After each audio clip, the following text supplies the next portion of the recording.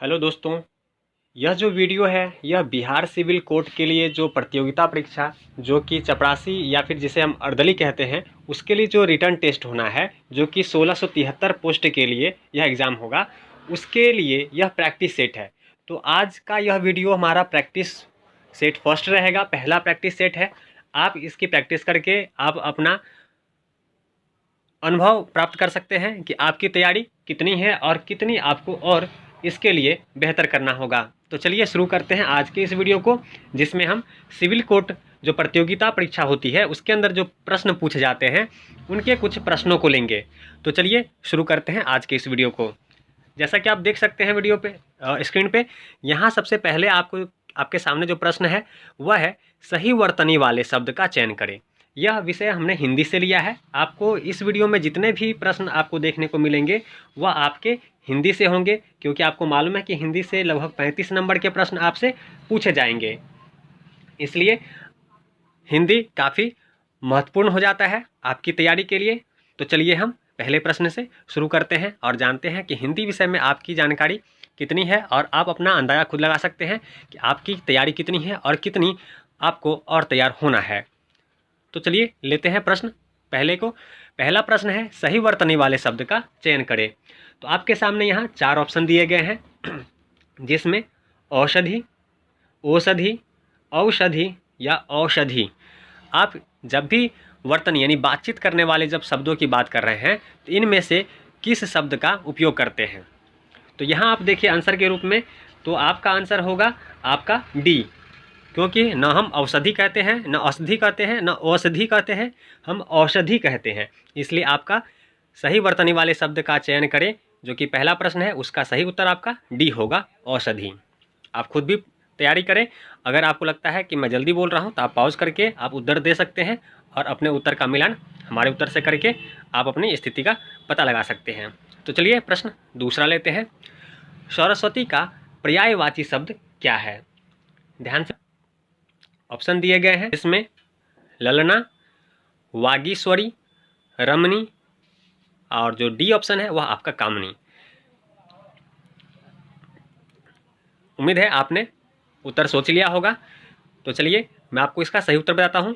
इसका सही उत्तर है आपका option number B, Vagishwari. Saraswati ji का दूसरा नाम वागीश्वरी है। हम वागीश्वरी नाम से भी सरस्वती जी को जानते हैं, उनका यह एक दूसरा नाम भी है।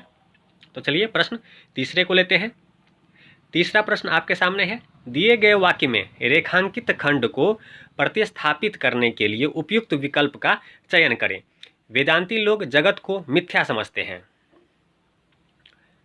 यहाँ जो आपको विकल्प दिया गया है उसके जगह पे आप क्या रख सकते हैं यह आपको बताना है। तो आपके सामने यहाँ 4 ऑप्शन है। पहला अस्थिर, दूसरा सत्य, अंगूर, और चौथा डी ऑप्शन आपका हो गया असत्य। तो आप इसका क्या उत्तर देंगे, सोचिए और दीजिए। आपके सामने कुछ समय का वक्त है, फिर मैं आपको इसका सही उत्तर बताता हूँ। उम्मीद है आपने उत्तर सोच लिया होगा। तो चलिए अपने उत्तर का मिलान हमसे हमारे उत्तर से मिला लीजिए। इसका जो सही उत्तर आएगा आपका डी। यहाँ हम मिथ्या को असत्य शब्द से स्थापित या प्रतिस्थापित कर सकते हैं। चलिए प्रश्न चौथे को लेते हैं। चौथा प्रश्न आपके सामने है, रिक्त स्थान को भरने के लिए उपयुक्त शब्द का चयन करें। तुम मेरा अपमान मत करो, मुझे स्वयं अपने कर्मों पर। आपके सामने 4 ऑप्शन है कि इस खाली स्थान में आप क्या रखेंगे। ऑप्शन ए आपके सामने है प्रताप, ऑप्शन बी है पश्चाताप, ऑप्शन सी है संतोष, ऑप्शन डी है तुष्टि। तो आपके सामने कुछ सेकंड का वक्त है, सोचिए, आप इसके उत्तर दीजिए, फिर मैं आपको इसका सही उत्तर बताता हूँ। उम्मीद है आपने इसका उत्तर सोच लिया होगा। देखिए निश्चित है यहाँ पे उसका अपमान हो रहा है किसी कार्य के लिए जो वह कर चुका है। तो उसे अपने उस किए गए कार्य पे, कर्म पे क्या होगा, प्रताप, गर्व महसूस तो होगा नहीं, संतोष तो होगा नहीं क्योंकि अपमान हो रहा है, तुष्टि तो उसे मिलेगी नहीं क्योंकि अपमान हो रहा है। निश्चित ही कुछ गलत या खराब चीज़ हुआ है या किया है उसने, इसलिए उसे अपने कर्मों पे सही खाली स्थान में भराएगा पश्चाताप। यहाँ उसे पश्चाताप हो रहा है। चलिए पांचवें प्रश्न की ओर चलते हैं। पांचवा प्रश्न आपके सामने है। अनुचित बात के लिए आग्रह के लिए एक शब्द है। अनुचित बात के लिए आग्रह के लिए एक शब्द है। यहाँ क्या शब्द लेंगे? ऑप्शन आपके सामने 4 हैं। ऑप्शन ए दुर्जन, ऑप्शन बी कठोर, ऑप्शन सी दुराग्रह, ऑप्शन डी आग्रह। आप सही उत्तर इसका दीजिए। मैं आप सही उत्तर देने का प्रयास कीजिए और हमारे दिए गए उत्तर से मिलान कीजिए तथा अपनी स्थिति को जानिए कि आप हिंदी के लिए कितने तैयार हैं।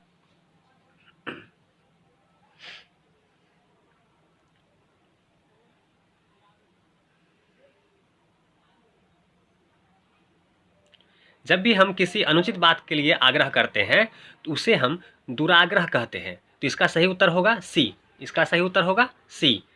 तो चलिए छठे प्रश्न की ओर चलते हैं। जहर का घूंट पीना मुहावरे का सही अर्थ है। ऑप्शन आपके सामने 4 है। ऑप्शन ए गुस्सा मन में दबा लेना, बी जोखिम में डाल देना, सी खतरा उठाना, डी शर्मिंदा होना। तो जहर का घूंट पीना इस मुहावरे का सही अर्थ बताइए। उम्मीद है आपने इसका अर्थ लगा लिया होगा। तो चलिए मैं आपको इसका सही उत्तर बताता हूँ। देखिए जोखिम में डाल देना तो होगा नहीं। यहाँ जहर घूंट पीना, जहर का घूंट पीना यानी कि कुछ ऐसी बातें हैं जो वो दबा के बैठ गया है, मन ही मन उसे दबा लिया है। तो इसका जो सही उत्तर होगा ए, गुस्सा मन में दबा लेना। जहर का घूंट पीना मुहावरे का सही अर्थ होगा गुस्सा मन में दबा लेना। चलिए 7वें प्रश्न की ओर चलते हैं। टका सा जवाब देना इस मुहावरे का सही अर्थ है। आपके सामने ऑप्शन 4 है। ए अति क्रुद्ध होना, बी संकट में पड़ना, सी बुरा भला कहना, डी साफ इनकार करना। तो चलिए इस मुहावरे का सही अर्थ बताइए। आपके सामने 4 ऑप्शन है।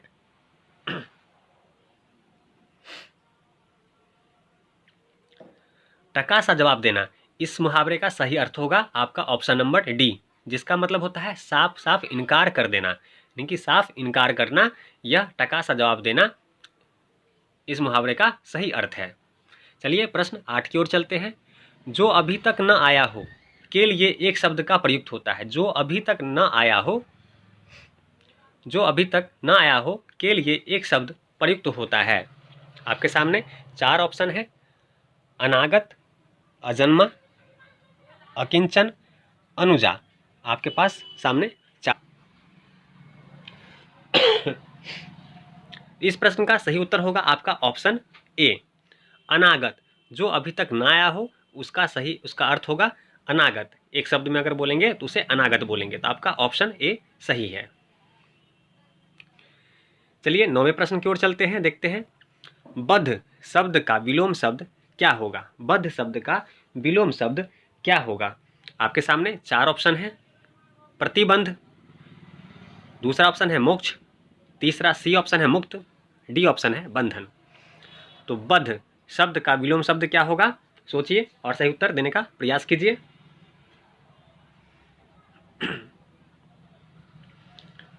बद्ध, बद्ध यानी कि बंधा होना, एक तरह से कुछ बंदिश। बद्ध का आपका ऑप्शन सी हो जाएगा मुक्त। तो चलिए 10वें प्रश्न की ओर चलते हैं। सही वर्तनी वाले शब्द का चयन करें।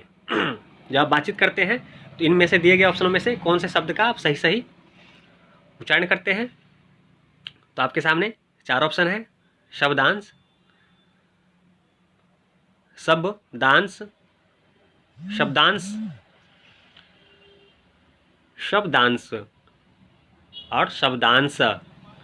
इसका सही उत्तर बताइए। तो 10वें प्रश्न का उत्तर देने का प्रयास कीजिए। तो देखिए आप जब भी शब्दांश लिखते हैं तो आप ऑप्शन सी जो दिख रहा है इस तरीके से शब्दांश को लिखते हैं और बोलते हैं। तो आपका इसमें इस प्रश्न का सही उत्तर हो जाएगा आपका ऑप्शन नंबर सी, शब्दांश। तो चलिए आज की वीडियो में हमने 10 प्रश्न लिए हैं। इसी प्रकार से आपको नेक्स्ट वीडियो मिलेगा जिसमें हम दूसरे प्रैक्टिस सेट, इससे आगे के प्रश्नों को, हिंदी के प्रश्नों को ही लेंगे और उसमें उन सभी प्रैक्टिस सेट को सॉल्व करने का प्रयास करेंगे तथा जो आपको नहीं आएगा वहाँ आपको सीखने को मिलेगा। जो जिस प्रश्न का आप उत्तर दे देंगे यानी इससे आप मालूम चलेगा आपको कि आपकी तैयारी बेहतर है। तो चलिए ऐसी वीडियो के साथ लगातार हम मिलते रहेंगे। ऐसे प्रश्नों का प्रैक्टिस करने के लिए चैनल को सब्सक्राइब कर लीजिए और साथ में बने बेल आइकन को क्लिक कीजिए ताकि मेरे आने वाली वीडियो का नोटिफिकेशन आपको लगातार मिलता रहे। चलिए मिलते हैं अगले वीडियो में। वीडियो देखने के लिए धन्यवाद।